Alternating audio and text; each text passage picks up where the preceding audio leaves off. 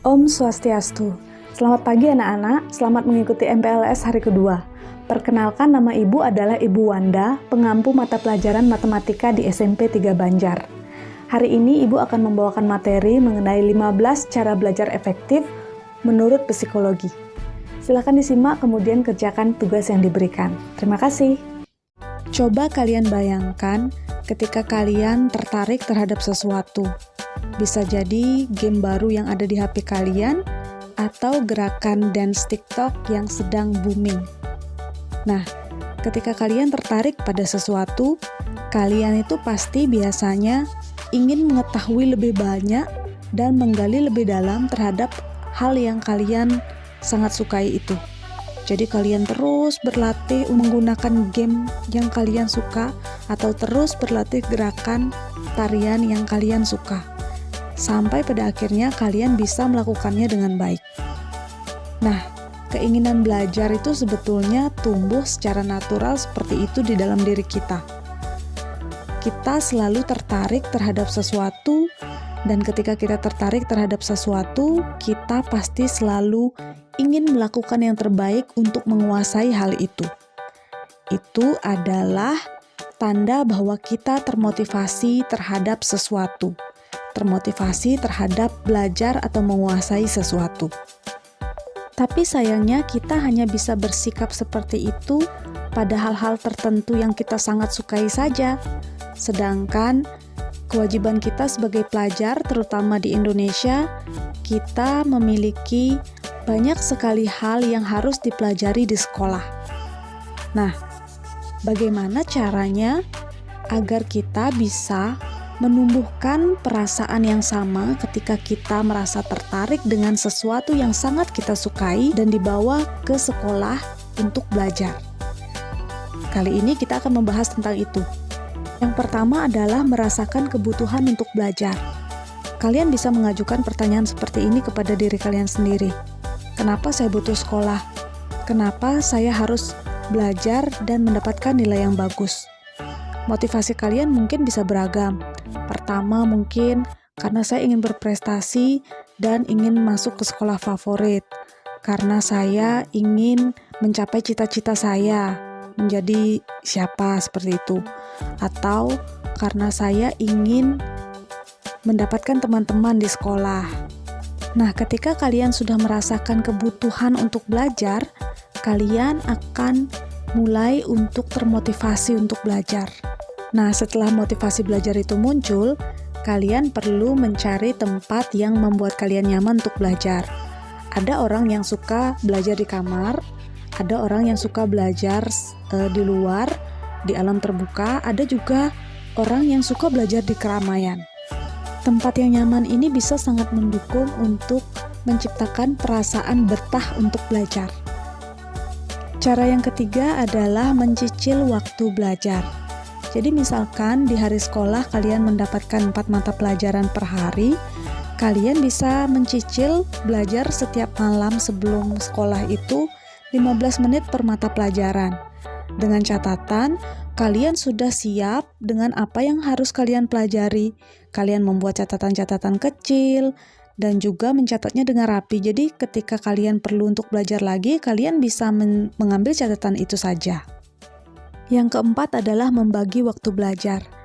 Ada orang yang suka belajar pagi-pagi, ada yang suka belajar malam, kemudian ada juga orang yang suka belajar sore.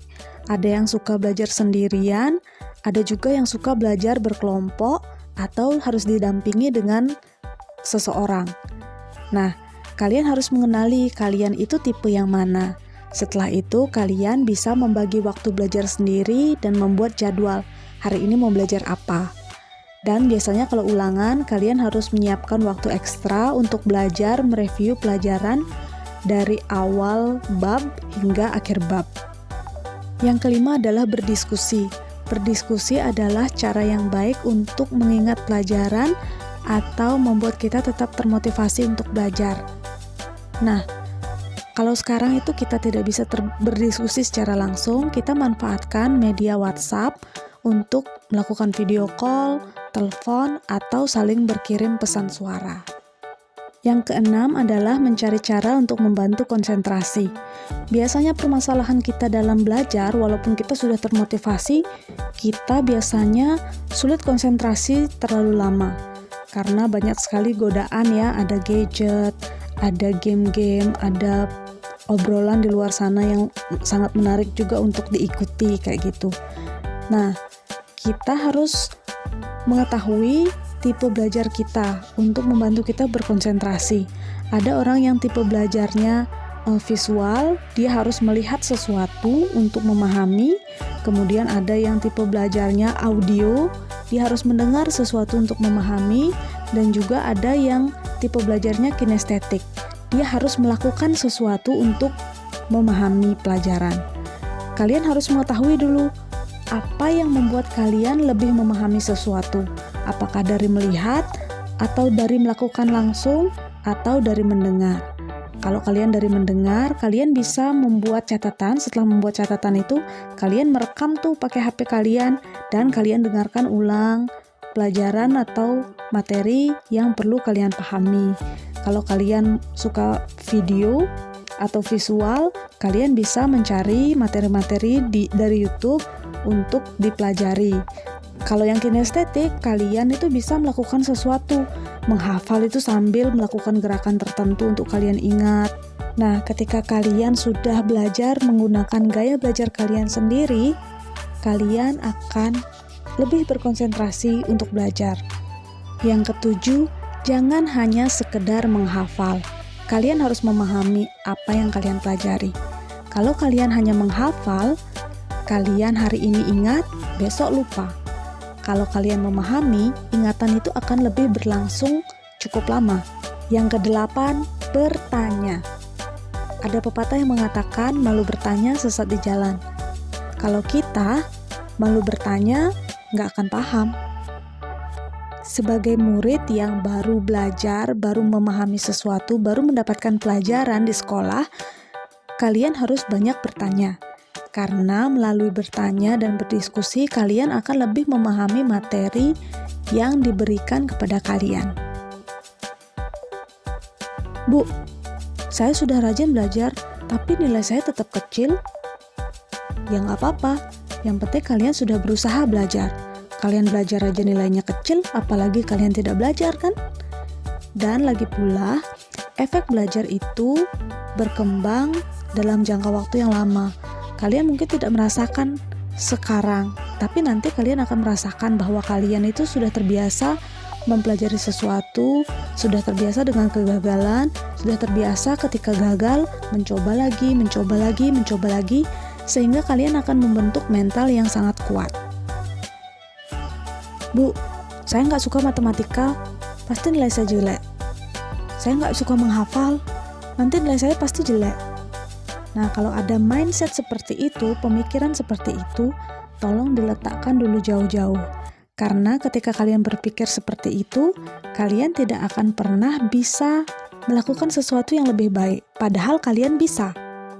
Jadi kalau kalian merasa, aduh saya nggak bisa matematika, coba kalian tanya, apa benar matematika sesulit itu?